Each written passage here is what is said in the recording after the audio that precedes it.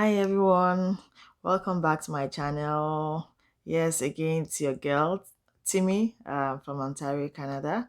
Again, I love giving information out there to people about Canada, those that want to come to Canada, those that are in the process, those that are in Canada, everything about Canada actually. So yeah, so if this is your first time of seeing this video, I will say thank you for clicking that video to watch it. While you're at it, while you're watching or after you're done, please do not forget to subscribe, like, share, and comment. Okay, let me know your thoughts.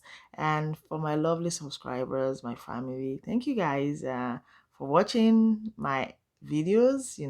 Thank you, thank you so much. Really want to say, please don't forget to also like, share, and comment.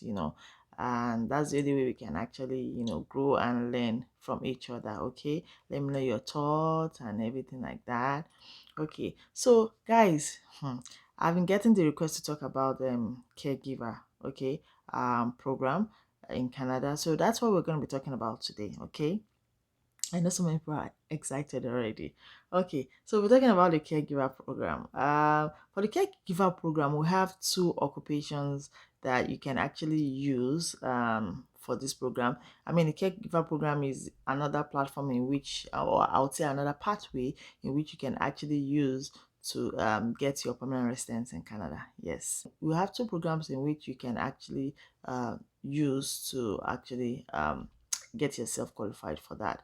So two of these occupations in this program are one, the home child care provider pilot program, and then two, the home support worker pilot program. Okay, for the home child care provider pilot, basically the types of occupation or title of jobs under this category falls between maybe you're a babysitter, you're a nanny, you're a child care provider in a private home, or doing a living. Okay, you're all qualified for this.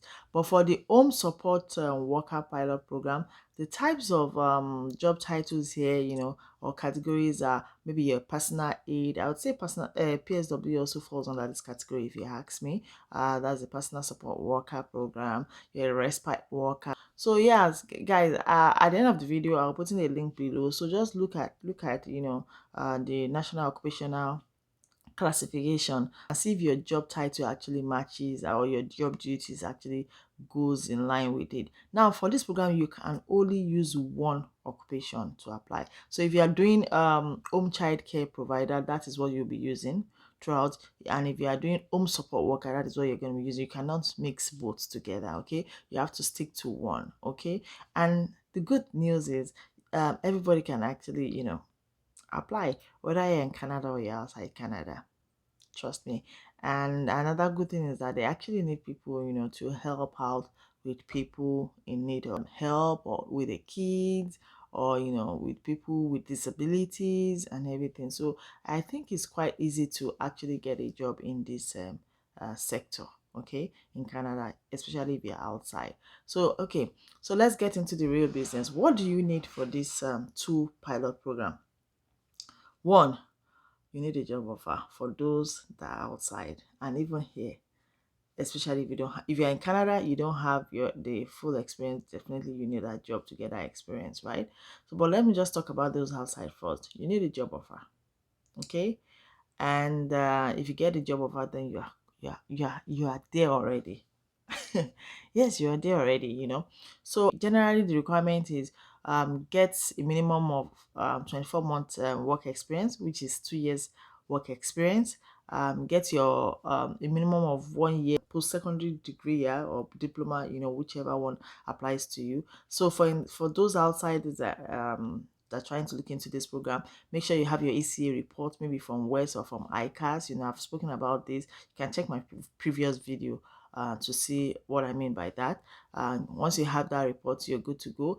And then you have to write the English test. Okay, so is that you do the CELPIP if you're in Canada, good for you. And if you're abroad, you can do the highlights. This is IELTS and this CLB 5. Okay, it doesn't need LMIA. This program requires that you get an occupation restricted open work permits, especially for those that don't have the experience and you want to use this program as a pathway to obtaining PR, your permanent residence in Canada. So that you need an occupation restricted open work permit. This means that once you apply, you'll be given like an open work permit, but it will be restricted to just that particular occupation. So if it's going to be home child care provider or home support worker provider, then to be stated there. So you would be able to work in this category, but for any employer. So it's not restricted to only one employer, which I think is fantastic. That way you'll be able to get your experience on time. Okay, so yes, so but it is only the only clause there is that it is restricted to that particular occupation. Okay, but it's open, so you can actually work for any organization or any company in Canada, right? And now for those back home, once you get that job, and you have everything complete, you have that job offer from your employer in Canada, make sure while you're applying for your restricted occupation restricted open work permit, um also apply together with your submit it together with your permanent residence application. Now here's the thing: once you get your open work permit, your application is still open right there. So while you're in Canada, you are working, and once you're done with your 2 years, which is 24 months, right, work experience, send them send the CIC, a confirmation stating, that you've just completed your hours. You can, maybe your employer can give you a letter, or just to show that you've completed. And once they receive that proof that you've actually completed your 24 months, then your PR will kick in, and they'll make a decision and give you your PR. Okay, so I think it's actually quite easy, I mean, to get a job in this area, if you ask me. And that's for those abroad. It's very easy, apply once you're doing your open work permit, apply together with your PR. They have your PR already, so once you have your work experience, completed in 24 months, then you give them a confirmation, and that's it. And you already make sure while you're doing this, you have your IELTS, like I said, CLB5, and have your ECA report ready for those abroad, like I said. And yeah, so of course, so that's about it. Like I said, no LMIA for this. Okay, so for those in Canada, yes, and you have, it's the same thing, similar to the same thing. Okay, just make sure you give them your proof, that the proof of work, that maybe like a letter, like I said, from your employer. And while you're applying for your open work permit here in Canada, make sure you apply together with your PR as well, and then do what I've just said in the yeah, put your additional information documents, such as your ECA report, or if you have schooled in Canada, good, you can give them um your college certificate, or what diploma, or whatever it is that you got after your post-secondary school. Okay, and make sure you give them your selfie report or your highlight report as well. And yes, that's about it. But for those that have the 24-month work experience, congratulations, you don't even need any wahala, no problem again. So what do you do? Just make sure that this 24 month that you gained is within the last 3 years, which is 36 months. Okay, make sure your work experience, the 24-month work experience, is within the last 36 months. Okay, it's very important to not not that I got 2 years or 24 months in the last 5 years. So no, it has to be within 36 months. Okay, that's 3 years. Then submit your application, and include every other document, like I said in the beginning. So, and that's about it. You get your PR. It's quite easy. The only hurdle I see here, which I don't even see it as a hurdle or a challenge, is you getting that job. So it's getting that job, which is quite much, if you ask me, in Canada.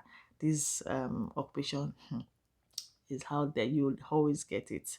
You would always get it. Okay, so like I said, it was one of the easiest way you can actually use in getting your PR in Canada, both those abroad and those in Canada. So guys, get on board, get started. Don't waste your time, and begin the process. So yeah, that's about it. Yeah, the only difference here that I see is that for those abroad, you may need funds. Yeah, you would definitely need funds. Not even may need funds, actually.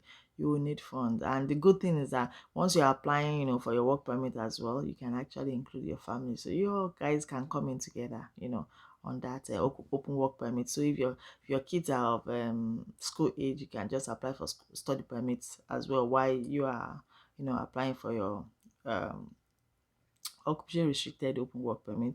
Your spouse will be given, a work permit as well, and your kids will be given a student permit. And but if this is not the case, if you are single, still the same thing. So yeah, so guys, that's about it for today. Caregiver program is still on. If you can partake of it, I will strongly suggest you do that. And yeah, do it as soon as possible. Look out for jobs out there. There are jobs out there. You will get it. You would definitely get it. Okay, people out there, can be private, can be company. Just get it, get it, get it. Okay. So that's it, guys. Thank you all for watching. Thank you for staying tuned, and thank you for watching. Please don't forget to subscribe. Subscribe. Please subscribe, like, share, and comment. Let me know your thoughts. What should we talk about next? I know I got this for I'm talking about this because I'm getting requests to talk about it. So maybe if you tell me what I should talk about, I may just be talking about what you want to hear. So guys, let me know, comment below, what you need. And that's about it for today. Thank you again. Don't forget to subscribe, like, share, and comment. Okay, thank you, and until next time, guys. Bye.